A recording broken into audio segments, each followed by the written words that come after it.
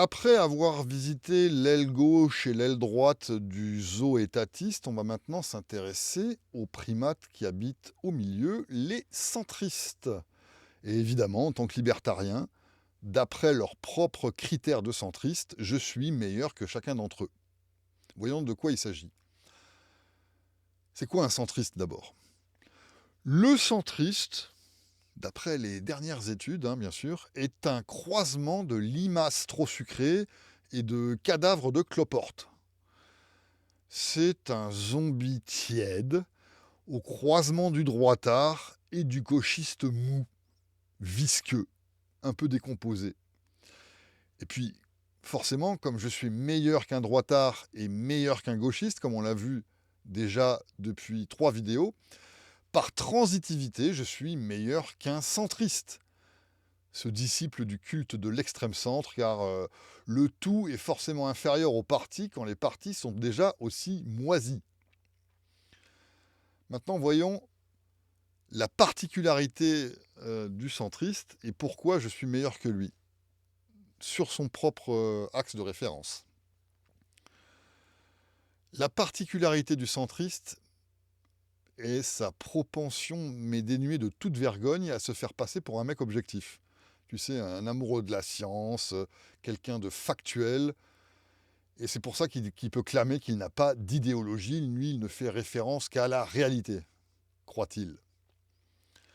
Il dit qu'il ne considère simplement que les faits.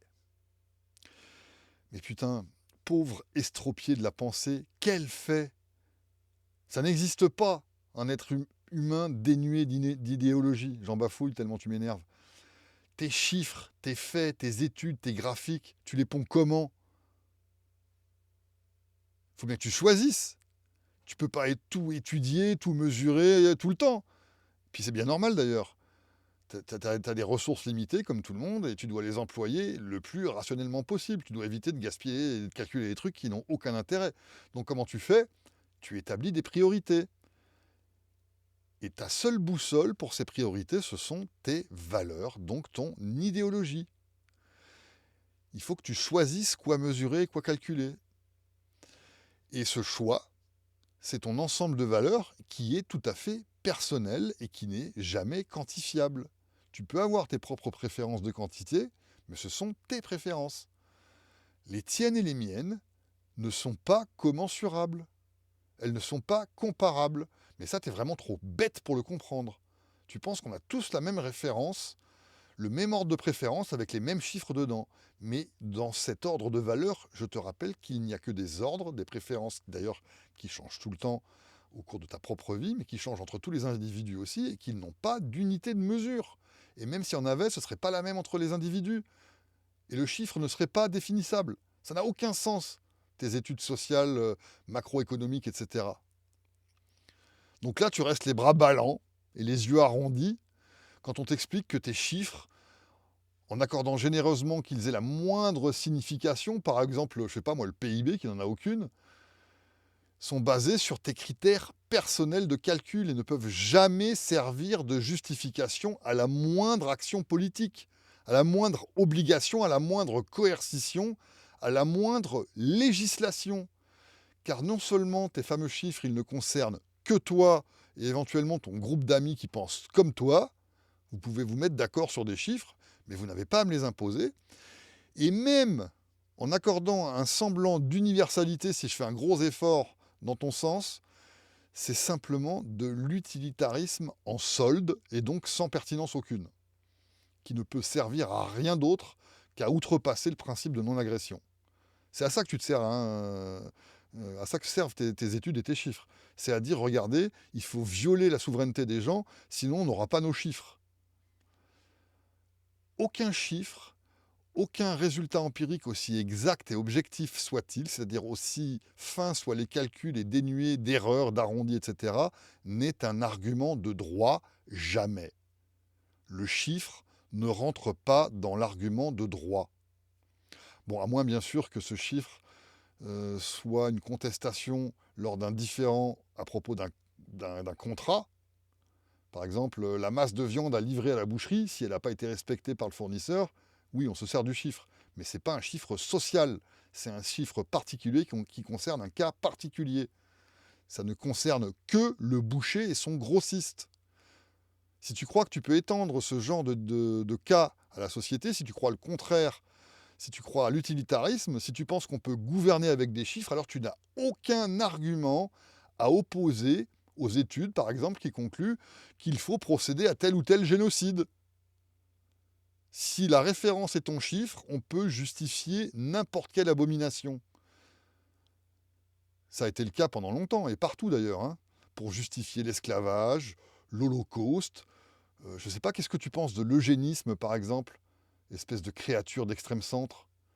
Et si une étude contresignée par 11 prix Nobel concluait que l'avenir de l'humanité dépend du fait que je te mange le foie avec des fèves, qu'est-ce que tu vas répondre? Tu te couches sur la nappe et tu me présentes ton ventre pour que je te bouffe? Tu m'énerves, putain, tu m'énerves. Bref, en tant que libertarien, moi je connais les principes épistémologiques, le principe de non-agression, je sais ce que c'est la civilisation et la liberté, et je suis donc beaucoup plus centré que n'importe quel centriste, qui ne fait que vaciller comme une toupie en sueur autour de l'arrière-goût de l'esclavage. Je suis inamovible au centre de la réalité de la civilisation. Je suis un bien meilleur centriste que n'importe quel centriste. Sur le plan économique, outre cette violation patentée de l'éthique la plus élémentaire, le centriste est bien entendu complètement étanche à tous les principes économiques. Il condense de manière exceptionnelle tous les défauts du gauchiste et tous ceux du droitard, tout ça réuni en un gros paquet de bouse, c'est vraiment époustouflant. Le gauchiste et le droitard besognent chacun dans leur coin pour détruire l'économie par un bout, tandis que le centriste, lui, il fait les deux bouts en même temps. Et avec autant d'ardeur et de grâce qu'un porcinet sous. Il ronge en 3 dimensions, le centriste. Alors attache ta ceinture. Le centriste est un keynésien de libre marché. C'est vraiment d'une poésie assez rare. C'est comme un célibataire marié ou de l'eau sèche. Il nationalise tout de manière indirecte en maquillant sa compulsion administrative, en équilibre des forces par exemple, en mise à niveau des forces économiques ou autre absurdité dans son langage de singe. C'est juste un fasciste de salon de thé. C'est un fasciste à température moyenne. C'est une petite crotte semi-liquide qui additionne des poires et des huîtres, et c'est pour cela qu'il est semi-liquide. Le centriste estime que Auguste Comte et Friedrich Hegel sont dignes de lecture par les yeux, alors que le libertarien, bien sûr, il sait que c'est par l'anus, un lendemain de fondue, qu'il faut consommer ses vermines.